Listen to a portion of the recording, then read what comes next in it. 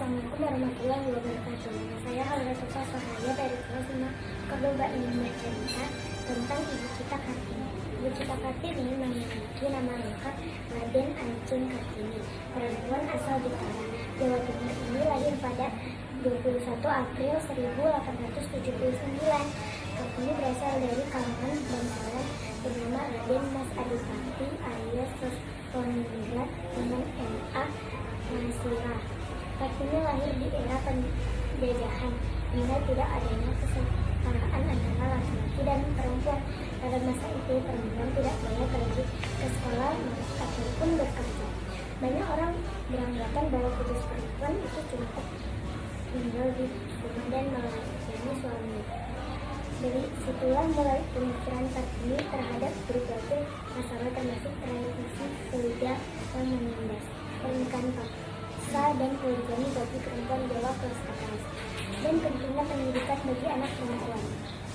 Pemikiran itu dituliskan dalam beberapa surat yang dikirimnya kepada teman-teman Belandanya. Kartini juga memiliki kakak bernama Sosrokartono yang merupakan orang yang pandai dalam bidang bahasa. Hingga usianya 12 tahun, Kartini diperbolehkan sekolah di ELS School, di mana Kartini belajar bahasa Belanda. Sosok Kartini juga digambarkan sebagai sosok perempuan yang kegemaran dalam belajar. Meski pernah didiskriminasi saat sekolah, Kartini tetap rajin membaca buku-buku yang ia miliki, mulai dari majalah hingga surat kabar yang menuliskan tentang pergerakan emansipasi perempuan di Eropa. Dari buku surat kabar dan majalah Eropa yang dibacanya, Kartini mulai tertarik dengan kemajuan berpikir para perempuan Eropa. Itulah yang membuat rasa keinginannya untuk mewujudkan perempuan pribumi memiliki kesetaraan gender dengan laki-laki.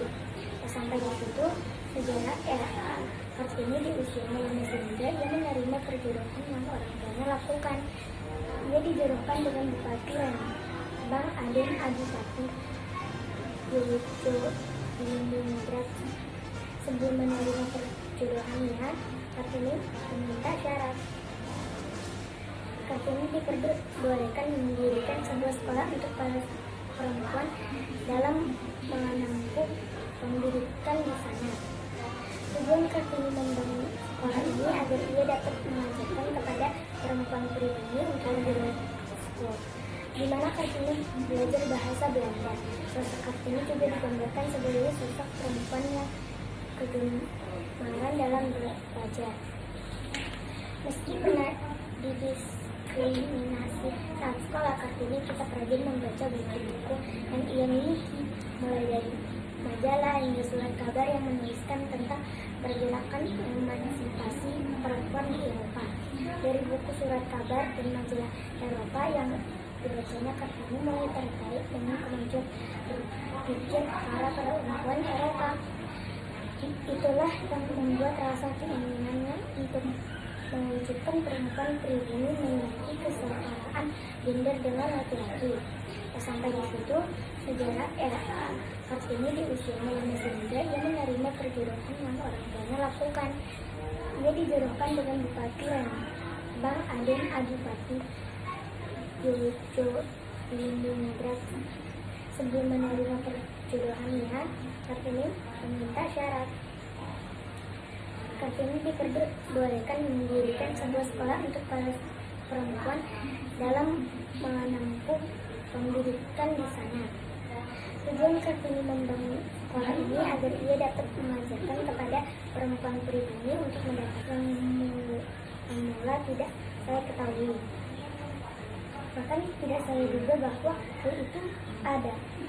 Tulis Kartini kepada nyonya Danam yang menjadi sahabat penanyanya.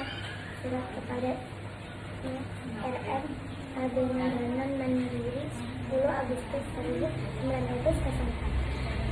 Meski sudah menghasilkan beragam tulisan yang menceritakan isi hati dan pemikiran terhadap kesetaraan gender, Kartini harus menembuskan nafas terakhirnya di usia muda, yaitu pada usia 25 tahun. Kartini meninggal dunia setelah melahirkan anak laki-laki bersama Soleh Sawit. meninggal pada 13 September 1904. Setelah beberapa hari melahirkan, kakeknya meninggal dan dimakamkan di Desa Bulu, Kecamatan Bulu, Rembang. Sekian cerita Ibu Cita Kartini dari saya. Assalamualaikum warahmatullahi wabarakatuh.